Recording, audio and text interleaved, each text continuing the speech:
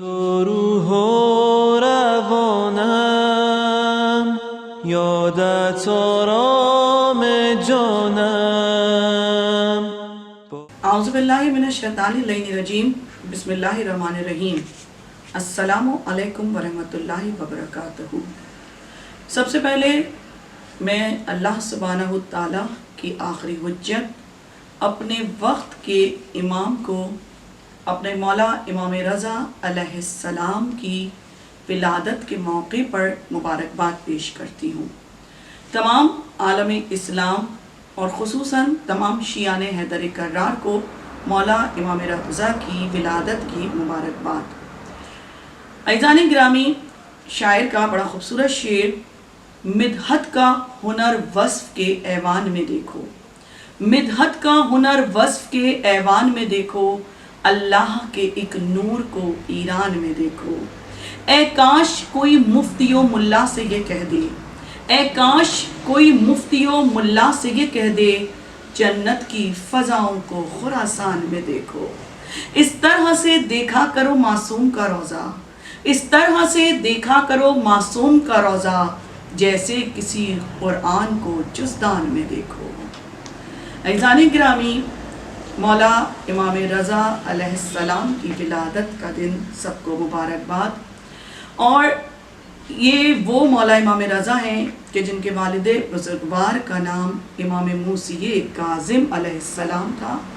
ان کی مادر گرامی بی بی نجمہ خاتون. عزیزوں، یہ وہ مولا امام رضا ہیں کہ جن کی قدموں کی برکت سے آج سارا ایران بابرکت ہے. یہ وہ مولا ہیں جنہوں نے مشہد کو، ایران کو مرکز نور بنا دیا. اب ایک بہت خوبصورت جملہ کہنا چاہوں گی کہ دیکھیے، محمد و آل محمد شہروں کے محتاج نہیں ہیں.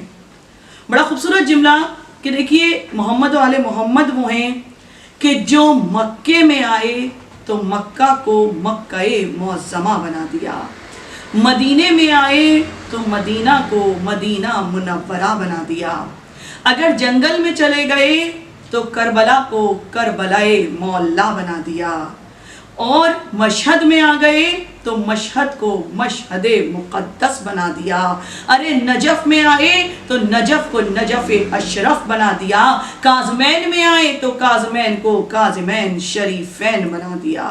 یہ وہ محمد و آل محمد ہیں جن کے قدموں کی برکت سے کائنات کے لوگوں کا مقدر سمجھ جاتا ہے.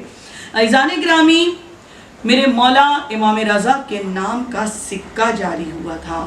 یہ وہ واحد مولا ہیں کہ جن کے نام کا سکہ جاری ہوا.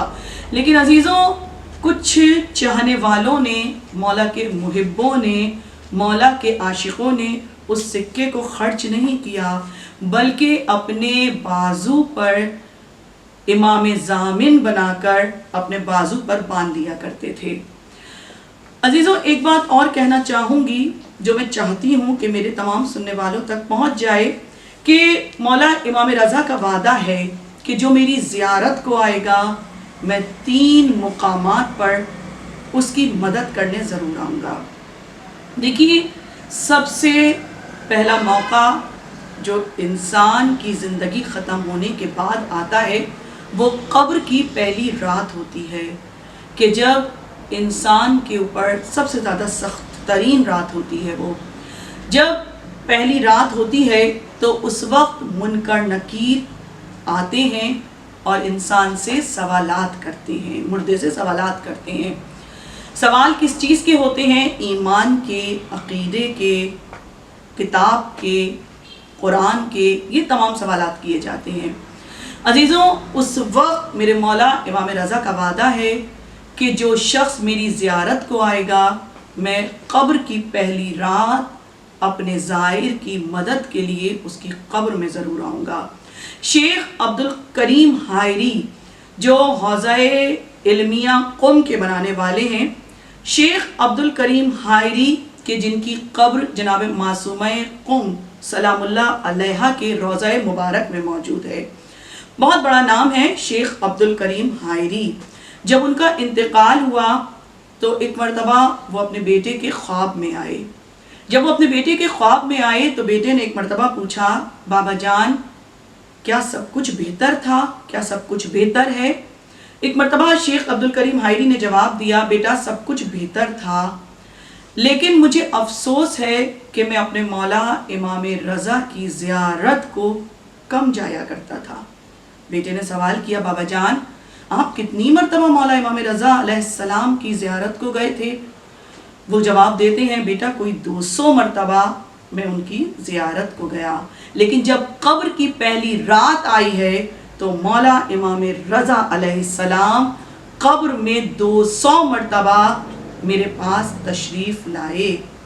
عزیزوں قبر کی پہلی رات بہت سخت ہوتی ہے، اور یہاں جب بات آ ہی گئی ہے تو میں ایک جملہ کہتی جاؤں کہ دیکھیے قبر کی پہلی رات کے بارے میں کہا گیا ہے کہ زیادہ سے زیادہ صدقہ دو، کیونکہ زیادہ سے زیادہ صدقہ تمہارے جانے والے کو پریشانی اور سختی سے بچا سکتا ہے.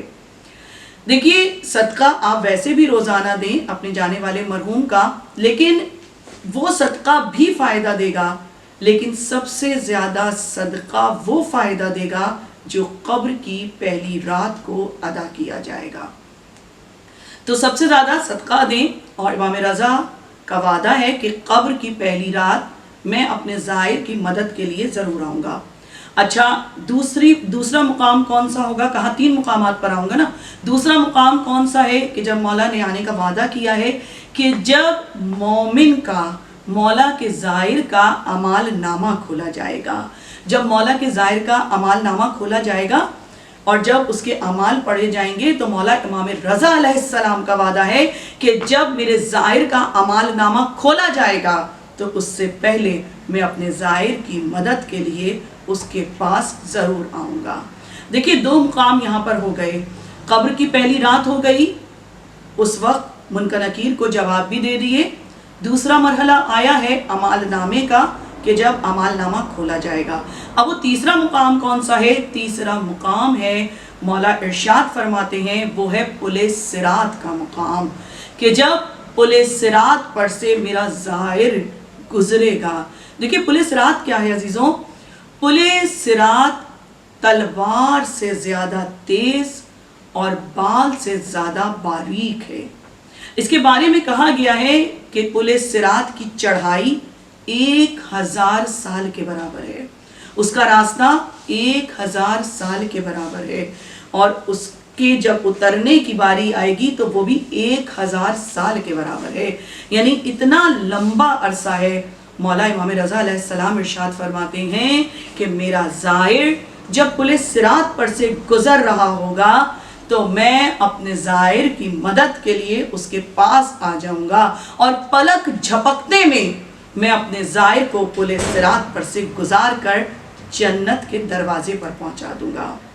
عزیزان گرامی حدیث یہیں تک ختم ہو گئی ہے، یہ روایت یہیں تک ختم ہو گئی ہے. مولا نے جنت کے دروازے پر پہنچا دیا ہے، لیکن عزیزان گرامی جنت کے اندر کون جائے گا؟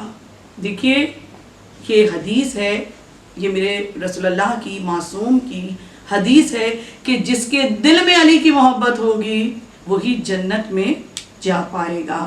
تو عزیزان گرامی یہی وجہ ہے، علامہ طباطبائی کہتے ہیں کہ جب جنت کے دروازے پر دستک دی جاتی ہے نا، اور اس دستک سے جو صدا آتی ہے وہ صدا ہوتی ہے یا علی یا علی یا علی کی. آپ دیکھیے کیوں آتی ہے دستک کی آواز یا علی کی کیوں آتی ہے؟ علامہ طباطبائی کہتے ہیں کہ جس کا گھر ہوتا ہے اسی کے گھر کے لیے جب انسان اندر داخل ہوتا ہے تو مالک کی اجازت کے لیے مالک کا نام لے کر مخاطب کیا جاتا ہے. جس کا گھر ہوتا ہے اسی کے لیے صدا لگائی جاتی ہے. عزیزان گرامی یہی تو وجہ ہے. شاعر کہتا ہے دل میں اگر ابلیس کی صورت ہی نہ ہوتی، دل میں اگر ابلیس کی صورت ہی نہ ہوتی، ذہنوں میں کبھی بھی حق کی کمی نہ ہوتی. کرتے اگر سبھی انسان علی سے پیار، کرتے اگر سبھی انسان علی سے پیار، دوزخ کو پھر بنانے کی ضرورت ہی نہ ہوتی.